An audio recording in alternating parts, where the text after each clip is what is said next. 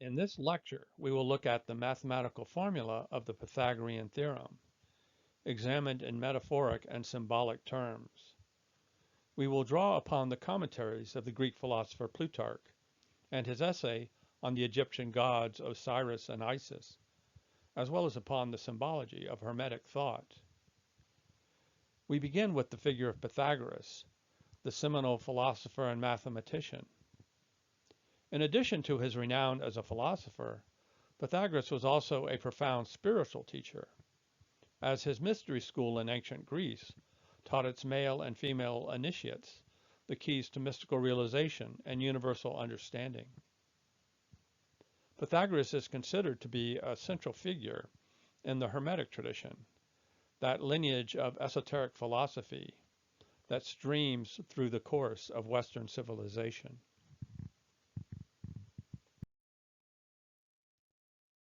The core of Pythagoras' philosophy is rooted in number.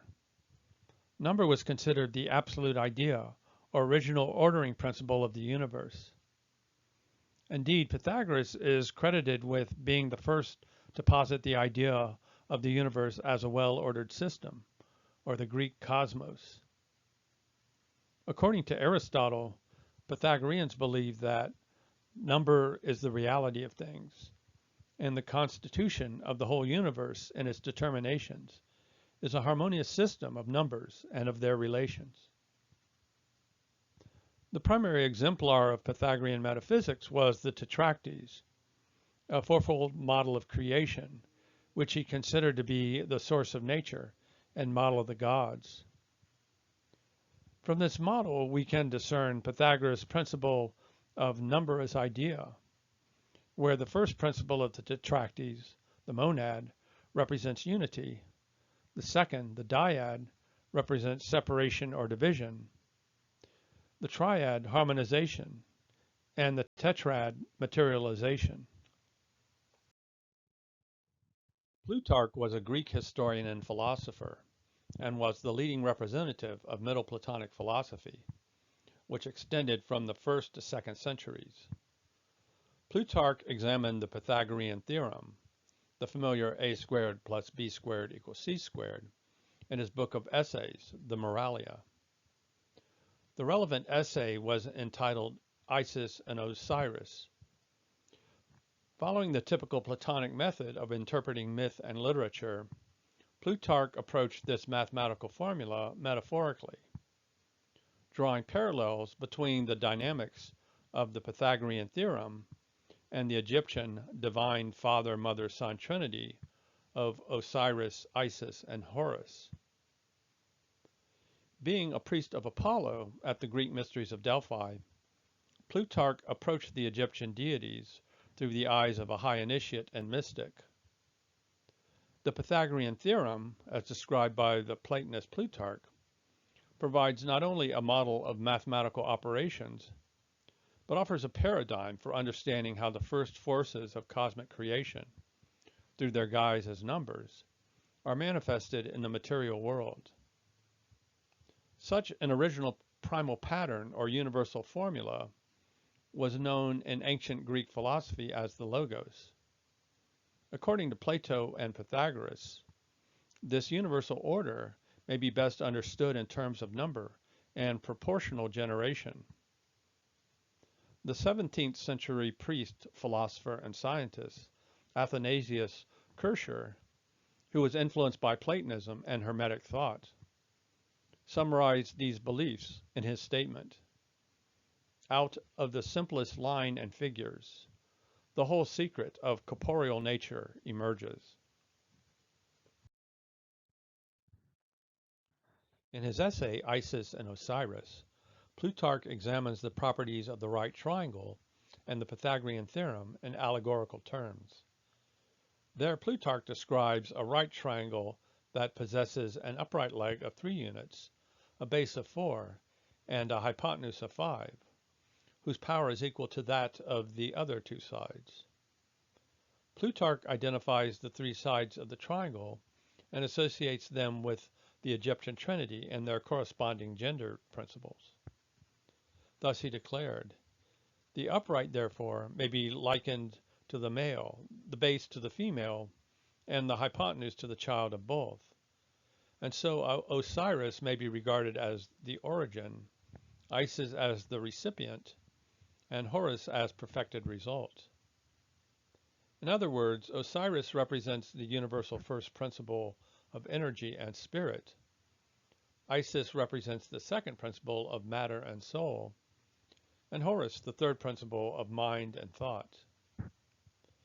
We have provided a table of correspondences relating the deities to analogous symbols found in the Tetragrammaton of the Hebrew Kabbalah and to the alchemical elemental scheme. The upright or vertical plane has in myth and mysticism traditionally been associated with the fiery masculine principle, while the horizontal plane with the feminine earthly principle. This symbolism is found in the devotional identification of the Hindu god Shiva with the vertical lingam and the goddess Shakti with the horizontal plane or yoni. Such gender associations are also rooted in the Pythagorean tradition, which taught that odd numbers are male and even numbers female. Such gender principles can, of course, also be associated with the nature of the primal inclinations, those first creative principles of the logos or pentatic matrix, which are described in my book, The Illuminated Word. The first inclination, tending toward generative energy and creative activity, may be associated with the masculine or paternal force, designated by the positive symbol. The second inclination, which designates receptivity and material extension, may be associated with the negative sign of the feminine or maternal nature. The third inclination, being harmonizing and associative, equates with the masculine androgynous or filial force and the symbol of positive-negative merger. It is in describing the nature of the first primal principle, Osiris, that Plutarch proclaims, "For the beginning is combined with nothing else, and that which is primary and conceptual is without admixture." In this realm of beginnings, where the primal inclinations or first logos reside, all is unmanifest, unified, existing only as potential. For this reason, Plutarch describes Osiris' robe as having no shading or variety in its color, but one single color like light. This pure singular quality may also be used to describe the primal inclinations as a whole, just as Plato describes the highest absolute realm as being unmixed by nature. This is the great distinction to be made in the nature of spirit or energy versus soul or matter. Spirit is singular and indivisible, while soul is composite or reflective and contains the seed of duality in its womb.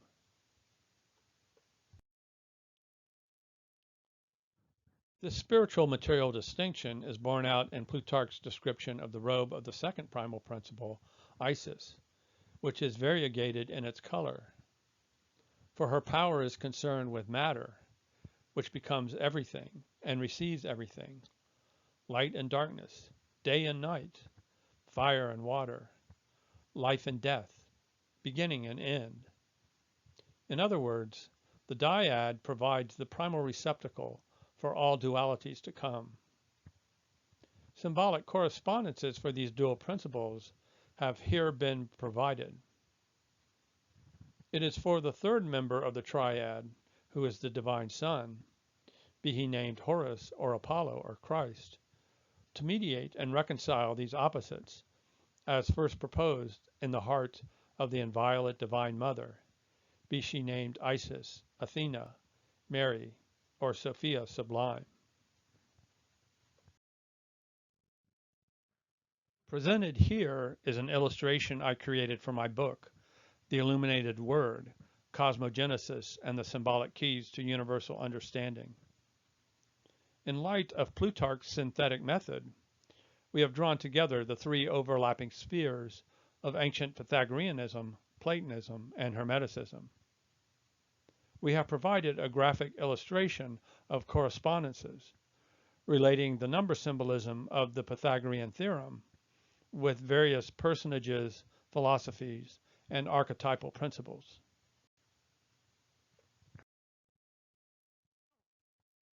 In our illumination, the central figure of the Pythagorean theorem, a squared plus b squared equals c squared, provides a structure around which a table of correspondences is built. These correspondences provide an example of how the logos or primal inclinations extend themselves through the realm of time and form, via mathematical constructs, as well as through a trio of idealist philosophers and their teachings. Included in these correspondences, I employ representative color symbolism, where the generative first fiery or father principle and its corresponding square is rendered in red, while the second manifest maternal square is colored in earthen green, and the aerial square or third sun principle is colored sky blue. The familial triad, as applied by Plutarch using the Egyptian Trinity, may also be extended to include the great idealist philosophers Pythagoras, Plato, and Plutarch. In my illumination, I associate Pythagoras with the first generative principle. Pythagoras, with his doctrine strongly influencing Plato, who is said by some to have been initiated into his mysteries by the Pythagorean Philolaus, could in many respects be considered the grandfather of Platonism, particularly in the realms of cosmology and metaphysics. Pythagoras' primal connection to number, which served as the basis of his philosophy and theology, marks him as representing the first primal principle, as number is the ultimate abstract generative force. Pythagoras' ascetic teaching and practice may also be related to the singular monadic principle of the one. Plato, in his Timaeus dialogue, took some of the mathematical principles of the Pythagoreans and expanded their application throughout the world of nature and the cosmos. In this gestational sense, Plato plays a maternal role in cosmological development, bringing to birth a new understanding of number principles. His role is similar to that of the receptacle in his own cosmology, the philosopher becoming the nurse who nurtures the abstract forces and forms, bringing them to fruition in the realm of man. Plutarch, a devout Platonist, was, unlike in Pythagoras and Plato, more of a synthesizer than a great originator.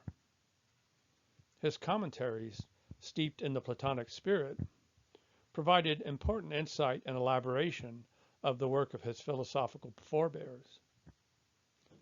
Like the harmonizing son or son of the Trinity, Plutarch took the abstract principles of the number lord, Pythagoras, and his philosophical muse or nurse, Plato, and fleshed them out, providing a new set of material correspondences.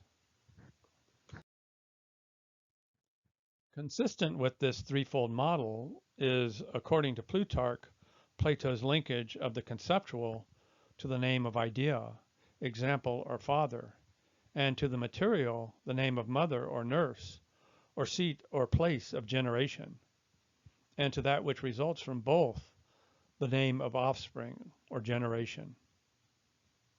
Thus, Plato's primal emanational triad follows this pattern: 1. Generative principle, 2. Place of generation, 3. Generative offspring. Extending these associations, in my illustration, I provide further linkages between number, symbol, and correspondence, according to the principles of the logos, or pentadic matrix. The first set of associations concern the generative triad, will to matter to cosmos. The second set of associations concern the conceptualizing triad, 1. Intelligence, 2. Receptacle, 3. Order. The third set of associations concern the actualizing triad. 1. Idea. 2. Place. 3. World or beauty. Such correlative triads fill the whole of the visible and invisible worlds, linking primal inclination, generative energy, and number with the immeasurable multitude of intellectual, natural, and aesthetic forms.